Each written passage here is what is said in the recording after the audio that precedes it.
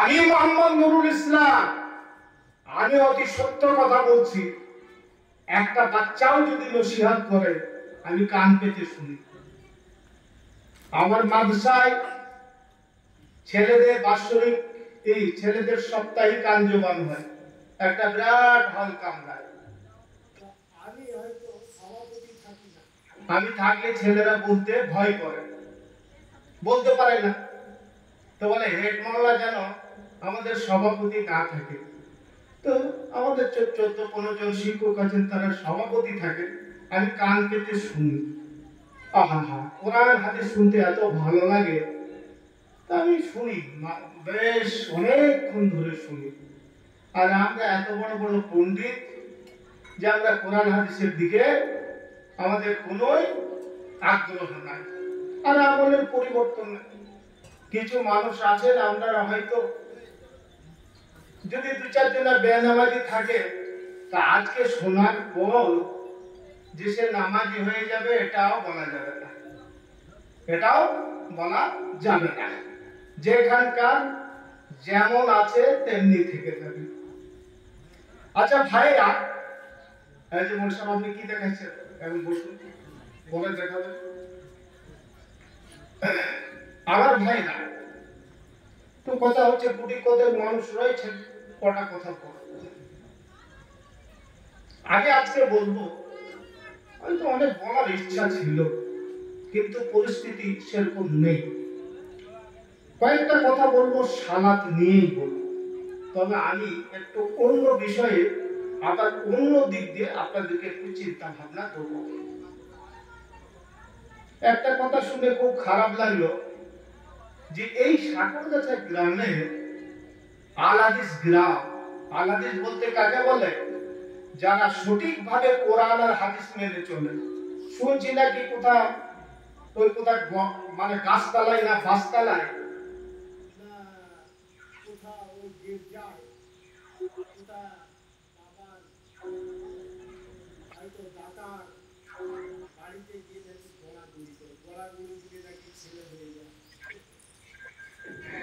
গড়াগড়ি দিলে বাচ্চা হয়ে যায়। সুবহানাল্লাহ, সুবহানাল্লাহ। তাহলে অনেক লোকের বাচ্চা লাগবে, অনেক তো বন্ধা রয়েছে, অনেক বন্ধা রয়েছে না, তারা গড়াগড়ি দিলেই তো বাচ্চা হয়ে যেত। আল্লাহকে তো আল্লাহর দরকার হতো না।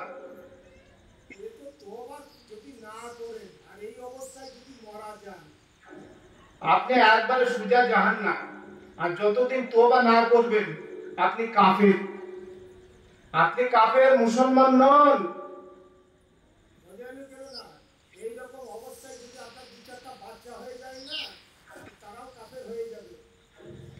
আর আপনি যদি এইরকম অবস্থায় থাকেন, বুঝতে পেরেছেন, আর আপনার বাপ যদি থাকে, মা যদি থাকে, মারা যায়, তাদের অংশ পাবেন না,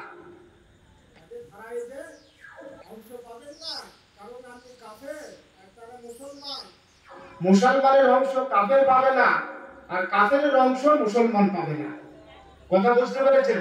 তওবা করে নেন ভালো করে। কি কথা শুনে তো আমার মাথা গরম হয়ে যাচ্ছে।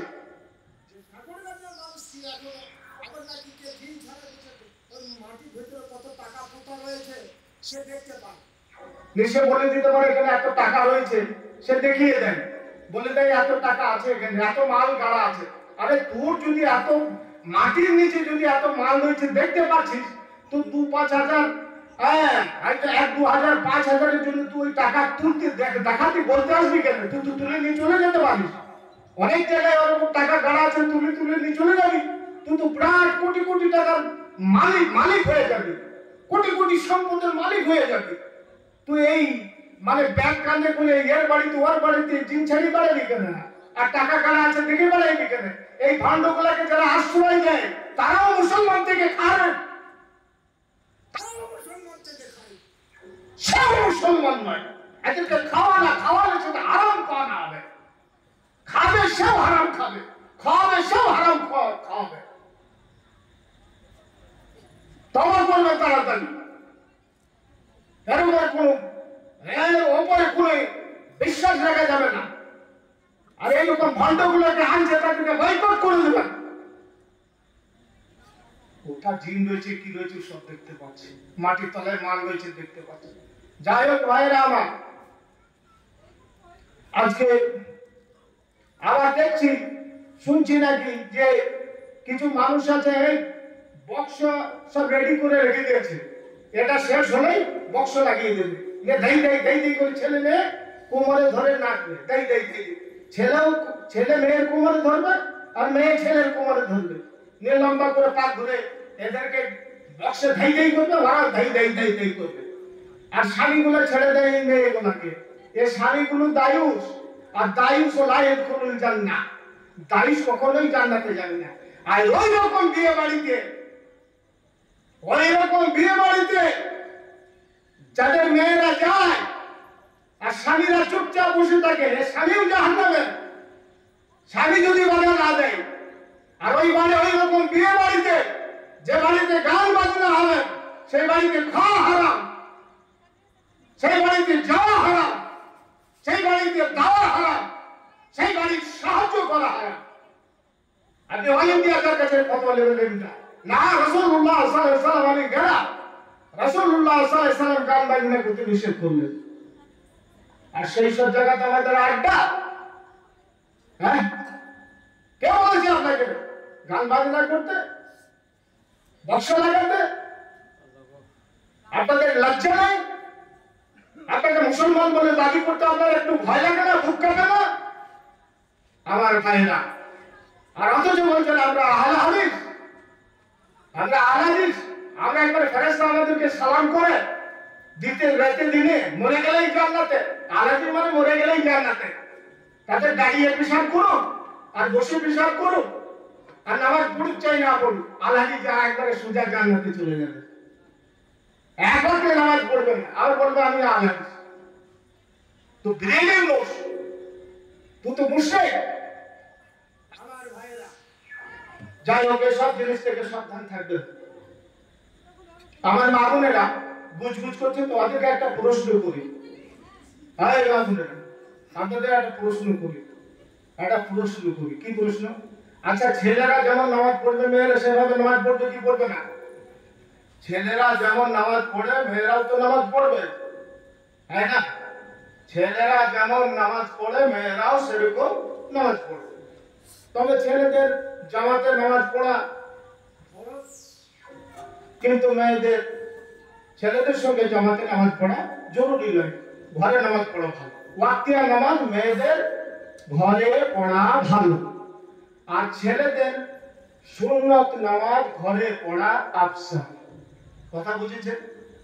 মেয়েদের ঘরে নামাজ পড়া ভালো, উত্তম, আর জামাতের নামাজ পড়া জাওয়াজ বা জায়েজ।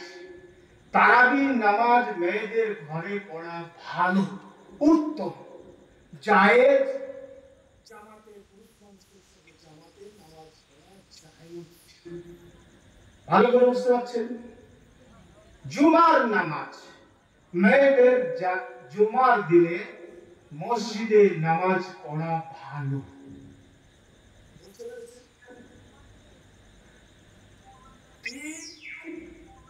মেয়েদের ঈদগাহে নামাজ পড়া, পুরুষের সঙ্গে মানে সঙ্গে পুরুষের পিছনে নামাজ পড়া, পুরুষের জামাতের নামাজ পড়া ওয়াজিব বা জরুরি। বোঝানো গেল না? যেটা আমাদের দেখছি আমাদের গ্রামে যেটা জরুরি, যেটা ওয়াজিব, সেটাই নাই। আমি একটু টাটছি, সেটা নেই। যেগুলো নাই সেগুলো নিয়ে বাড়াবাড়ি, আর যেটা আছে সেটার দিকে আমাদের ভ্রুক্ষেপ নেই। আমি ভগবতী বাজে, আমি এলাম বাজারে ঈদের দুইটা ঈদের নামাজ পড়াই, ওরা ছিল না। আমি বলো ইয়ে করো, তিরপল টেকে দাও মেয়েদের জন্য। মেয়েদের তিরপল টেকে নামাজ পড়ে, তাদের তিরপলটা এড়ে দেওয়া হয়, তারা আড়ালে কি করে মেয়েরা নামাজ পড়ে, হ্যাঁ না? তো কথা হচ্ছে যে আল্লাহ রসুল বললেন, যদি আল্লাহ রসুলকে মেয়েরা আবার জিজ্ঞাসা করলো, উম্মে আতিয়া, হাদিসগুলো পড়ছি না, যে কারোর কাছে যদি চাদর না থাকে, তো রসুল বললেন উপর মেয়ের কাছে চাদর ধার নিয়েও ঈদগাহে নামাজ পড়ে, না হলে বড় চাদর তো তারা অন্য বোন তার নিজের চাদরে ঢেকে নিয়ে গিয়ে ঈদগাহে নামাজ পড়বে। কোন মহিলা আল্লাহ রসুলকে জিজ্ঞাসা করলো, যদি কোনো মেয়ের মাসিক হয়, বলে মাসিক অবস্থাতেও সে ঈদগাহে যাবে, ঈদের নামাজে শরীক হবে না, দোয়াতে শরীক থাকবে। বোঝা গেল না? মা বোনেদের আজকে আমার ওয়াজটা যা হবে, মা বোনেদের আমি একটা প্রশ্ন করছি।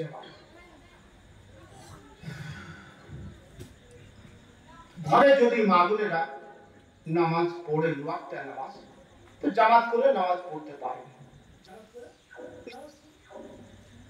কিন্তু জুমার নামাজ যাবে একা একা পড়তে হবে। ঈদের নামাজ দেখছি কোথাও মসজিদে হয়, কোথাও আর কোনো বাড়িতে হয়, আলাদা জামাত করে পড়বে, জামাত করে পড়া যাবে না। সে আলাদা আলাদা বাড়িতে যদি ঈদগাহে না যেতে পারে, একা একই পড়বে, একা একই নামাজ পড়বে।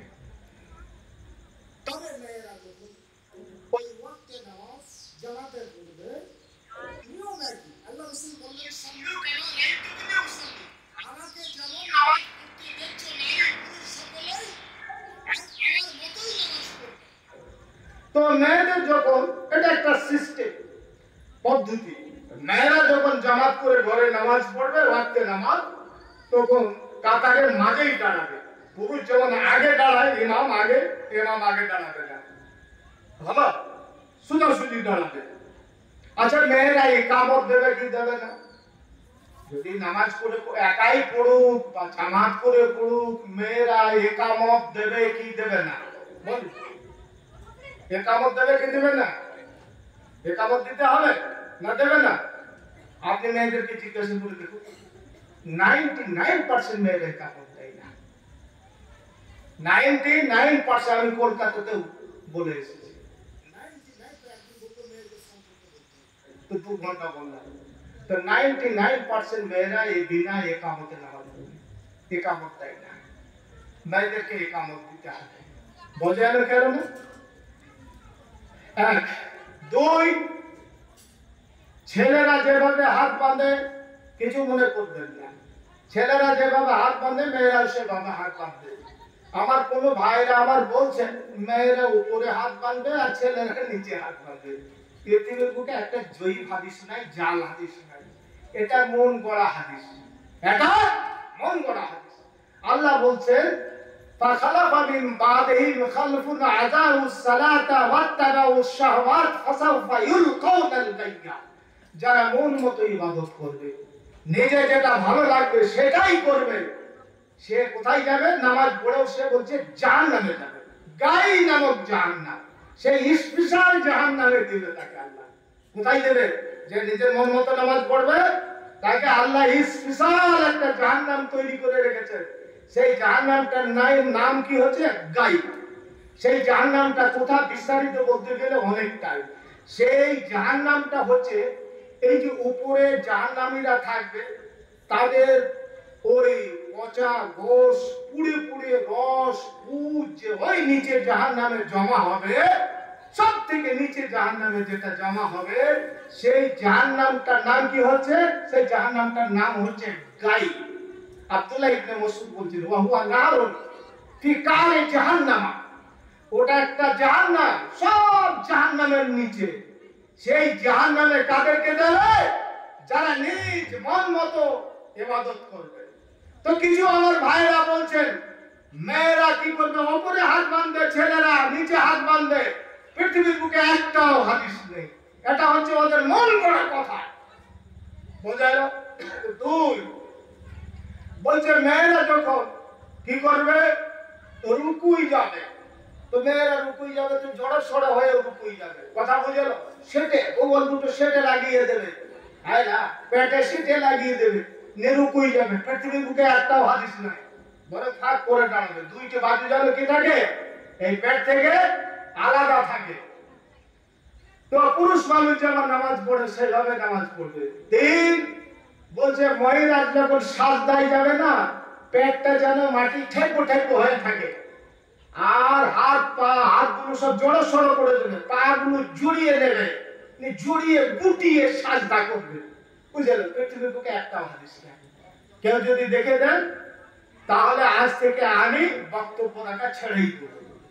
বোঝালে গেল না? কেউ যদি কোন মুক্তি, কোন আলেম, কোন মহাদেশ দেখিয়ে দিতে পারে, এগুলা মন গড়া ফতোয়া। এই ফতোয়ার উপরে যারা আমল করে তাদের জন্য স্পেশাল একটা জাহান্নাম আল্লাহ পাক রব্বুল ইজ্জত তৈরি করে রেখেছেন। সেই জাহান্নামে যাওয়া হবে। যাই হোক আমার ভাইরা, আমার মা বোনেরা, নামাজ পড়বেন। নামাজ পড়া বহু নাকি। একটা হাদিস বলি, সহিহ বুখারী আপনার 68 নম্বর প্রথম খণ্ড হাদিস এসেছে, ইন্নাল মালাইকাতা তুসাল্লি আলা আহাদিকুম মা দামা ফি মুসাল্লাহু আল্লাযী সাল্লা ফীহি মা লাম ইউদিস আল্লাহুম্মা রহমহু আল্লাহুম্মা ইগফির লাহু বা আল্লাহুম্মা ইগফির লাহুম। আল্লাহ রাসূল আগাই নামদার তাসরে মাদানী জনাবে আহমদ মুস্তাফা মুহাম্মদ মুস্তাফা সাল্লাল্লাহু আলাইহি ওয়াসাল্লাম বললেন, ছেলে হোক আর মেয়ে হোক যখন নামাজ পড়বে, নামাজ পড়ে সালাম ফেরার পরে বসে থাকবে, তো বসে থেকে আমার কিছু ভাইরা সালাম ফেরা আসসালামু আলাইকুম আসসালামু আলাইকুম, তো দুইটি হাত না তুললে তাদের শান্তি হয় না। ইয়া মুজির ও ইয়া সজির বিহাক্কে লা ইলাহা ইল্লাল্লাহ, বিদআত করে দিল। আর বিদআত করলে সমস্ত আমল বাতিল হয়ে যায়। আল্লাহ রাসূল বলছেন তোমাকে বিহাক্কে লা ইলাহা ইল্লাল্লাহ করতে হবে না, ইয়া মুজির ও ইয়া সজির করতে হবে না। রাসূল বললেন তুমি চুপচাপ যেখানে নামাজ পড়লে সেখানে বসে থাকবে। তুমি যদি পারো তো কি করবে, তাসবিহ করবে। তাসবিহ কি করবে? নামাজ মা বোনেরা বা ভাইরা, এটা ছোট্ট মজলিস, তো তাসবিহ করবেন। কি বলবেন? মান সাব্বাহা সালাসাম ওয়া সালাসিনা, যে সুবহানাল্লাহ পড়বেন কবার? 33 বার। ওয়া কাব্বার আল্লাহ সালাসাম ওয়া সালাসিনা, আল্লাহু আকবার পড়বেন কবার? 33 বার। সুবহান ওয়া হামিদাল্লাহ সালাসাম ওয়া সালাসিনা, আলহামদুলিল্লাহ পড়বেন কবার? 33 বার। সেই মুসলিমের রায় 33 বার। ওয়া তামামু মিয়াতি, এবং 100 পূর্ণ করার জন্য কবার হলো? 99 হলো কি হলো না? 99 হলো। 100 পূর্ণ করার জন্য পড়বে কি? লা ইলাহা ইল্লাল্লাহ ওয়াহদাহু লা শারীকা লাহু লাহুল মুলকু ওয়া লাহুল হামদু, লা ইলাহা ইল্লাল্লাহ ওয়াহদাহু লা শারীকা লাহু, এই দোয়াটা পড়বে। তাহলে কবার হলো? 100 বার হলো। 100 বার আমার মা বোনেরা শুনলেন। এই 100 বার যে তাসবিহ পড়লো, তাসবিহ পড়া হলো, তা আল্লাহ রাসূল বললেন ওয়ালাউ কানা মিসলা দাদিল বাহর, তার যদি সমুদ্রের ফেনার ন্যায় পাপ থাকে, গুনাহ থাকে, আল্লাহ পাক রব্বুল ইজ্জত সবকে ধুয়ে মুছে পরিষ্কার করে দেবেন। বেহিসাব পাপ তার মানে। বোঝেন কেন?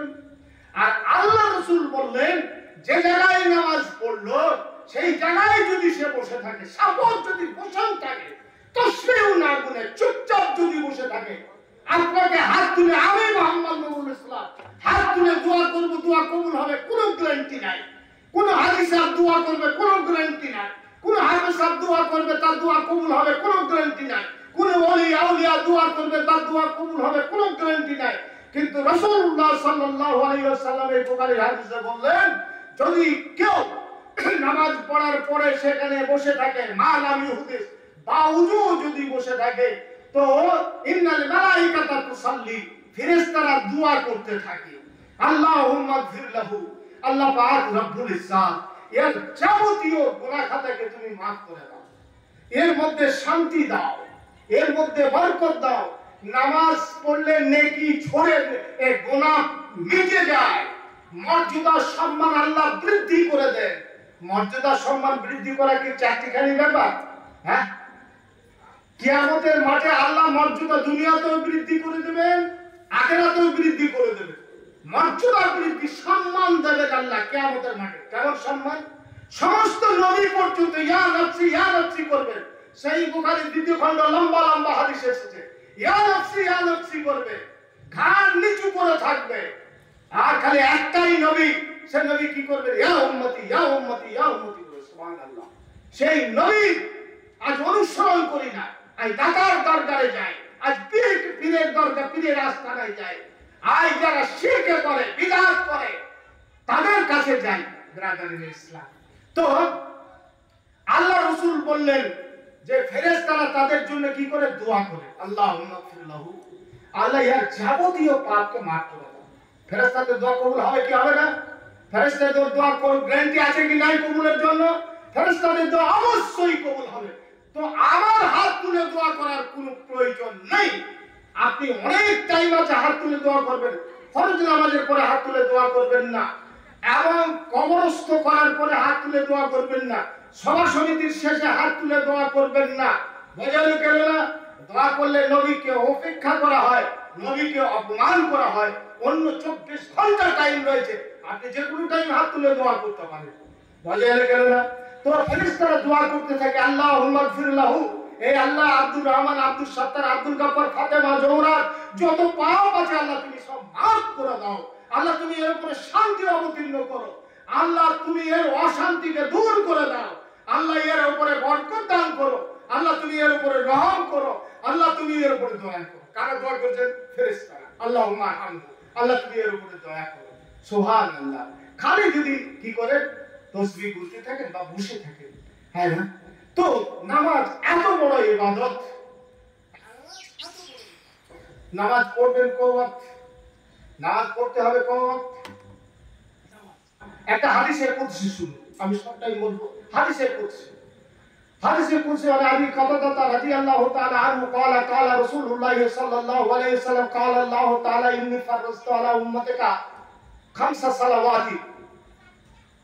আল্লাহ পাক রব্বুল ইজ্জত বলছেন, হে মুহাম্মদ সাল্লাল্লাহু আলাইহি সাল্লাম, বলুন মুহাম্মদ সাল্লাল্লাহু আলাইহি সাল্লাম, তোমার উম্মতের উপরে 5 ওয়াক্তের নামাজকে আমি কি করলাম? ফরজ করে দিলাম।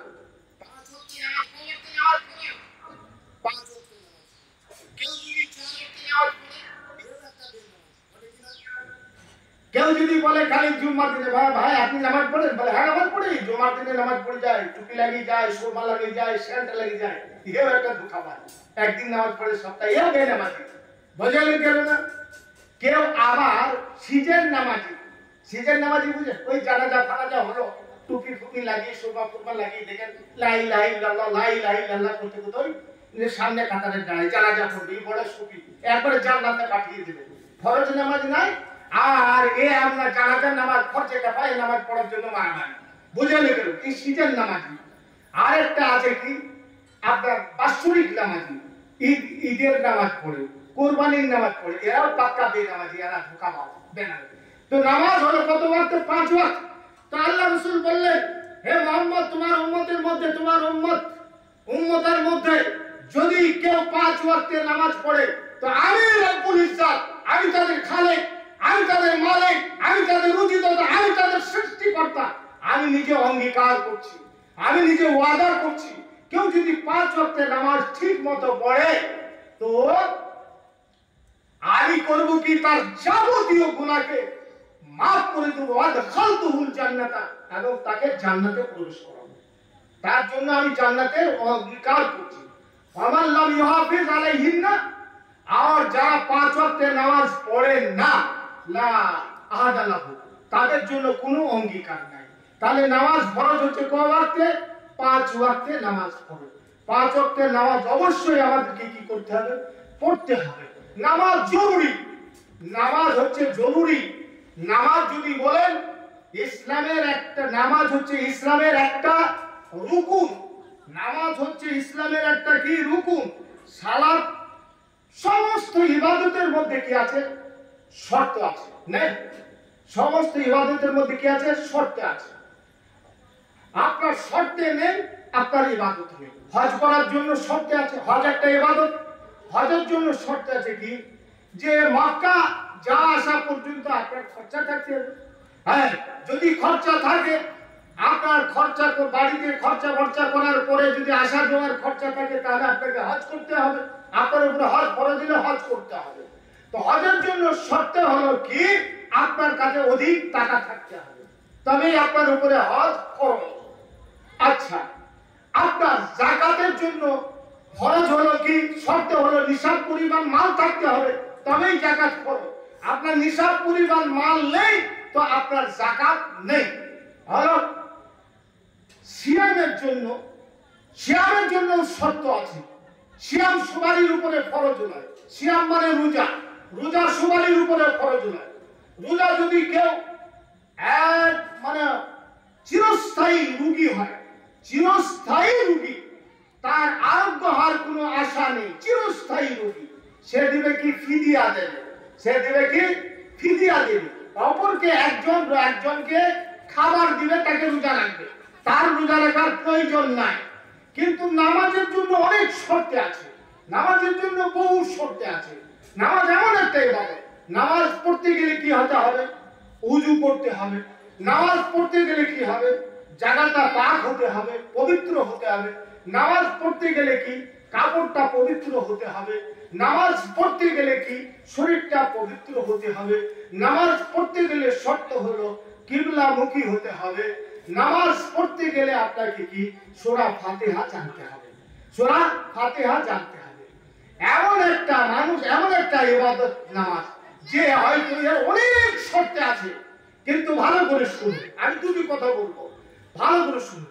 নামাজের মধ্যে অনেক শর্তে আছে, কিন্তু এই সমস্ত শর্তগুলো যদি আপনার না পাওয়া যায়, তবু নামাজ আপনার জন্য মাপ নেই, নামাজ মাপ নেই। মনে করুন আপনি এমন একটা অবস্থায় আছেন যে আপনি আপনার কাপড়, এই কারো মনে করেন হয়তো আমরা দাওয়াত দিতে যাই নামাজের জন্য, বলে আমার কাপড় পাক নাই। এই কাপড় অপবিত্র হওয়ার জন্য, কাপড়ে পিশাব লেগে থাকার জন্য, এই ওজনের জন্য আপনার নামাজ মাপ নেই, আছে? নামাজ মাপ নেই।